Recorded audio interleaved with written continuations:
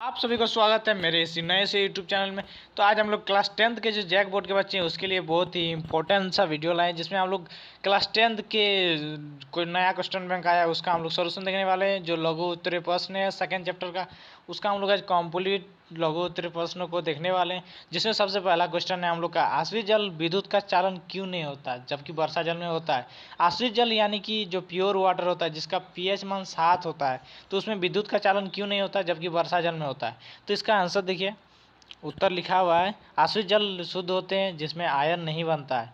विद्युत का चालन आयनों द्वारा होता है। वर्षा जल में थोड़ी मात्रा में अम्ल होते हैं क्योंकि वायु में उपस्थित SO2 और NO2 गैस जल में मिलकर इसमें अम्लीय बना देते हैं। ये अम्ल H+ आयन उत्पन्न करते हैं जो विद्युत का चालन करते हैं। तो आई होप ये वीडियो मतलब ये क्वेश्चन आपको समझ में आया होगा। तो नेक्स्ट हम लोग देखते हैं।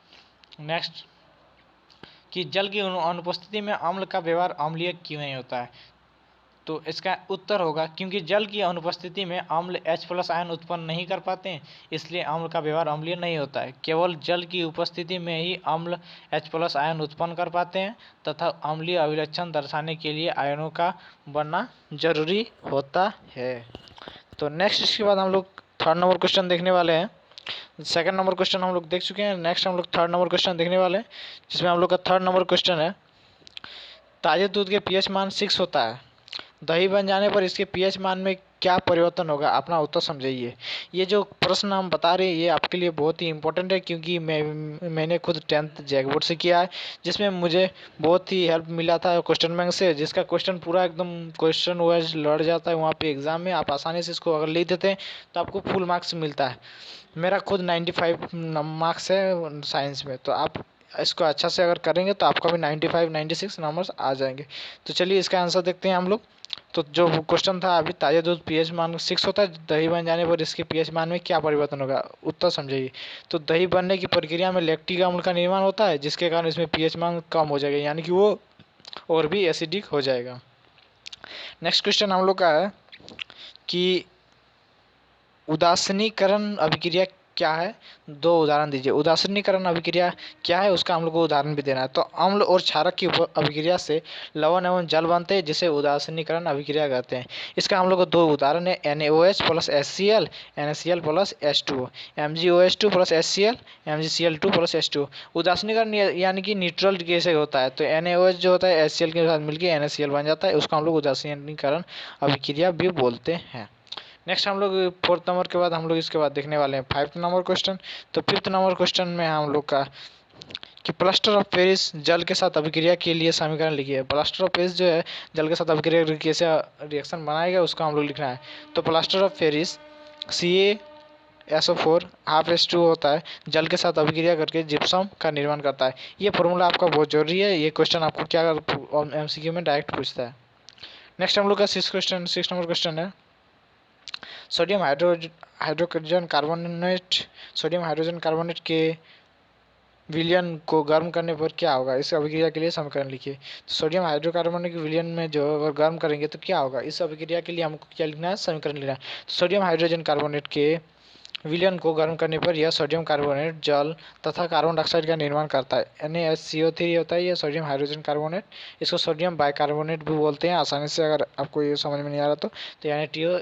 NaCO3 इसको हम लोग जो अभिक्रिया कराएंगे तो Na2CO3 होगा प्लस H2O प्लस CO2 ये बनेगा। नेक्स्ट हम लोग 7th नंबर क्वेश्चन देखते हैं कि आपके पास 2 बिलियन A एवं B है। बिलियन A के पीएच मान का मान 6 है एवं बिलियन B का पीएच मान 8 है। किस बिलियन में क्या हाइड्रोजन की सांद्रता अधिक है, इनमें से कौन सा अम्लीय है तथा कौन सा क्षारकीय है। तो जिस बिलियन का पीएच मान 7 से अधिक होता है वो क्षारीय होता है, आपको पता ही होगा।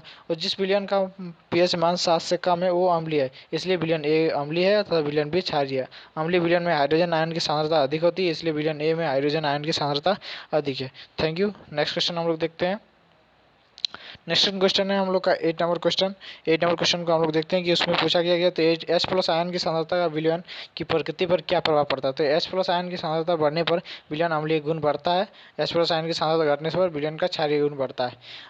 तो ये 8 नंबर क्वेश्चन भी हम लोग देख चुके हैं। तो आई होप आपको 8 नंबर क्वेश्चन भी अच्छा लगा। अब नेक्स्ट देखते हैं हम लोग 9 नंबर क्वेश्चन, जिसमें हम लोग कौन सा क्वेश्चन है कि क्या क्षारकीय विलयन में H+ आयन होते हैं, अगर हाँ तो यह क्षारकीय क्यों होते हैं। देखिए तो हाँ, क्षार के विलयन में H+ आयन भी होते हैं, परंतु इनकी सांद्रता H+ आयन की सांद्रता बहुत ही कम होता है, यानी कि बहुत ही एकदम कम होते हैं। तो OH- आयन की सांद्रता अधिक होने के कारण क्या होता है, वो क्षारीय होते हैं। नेक्स्ट हम लोग 10 नंबर क्वेश्चन देखने वाले हैं।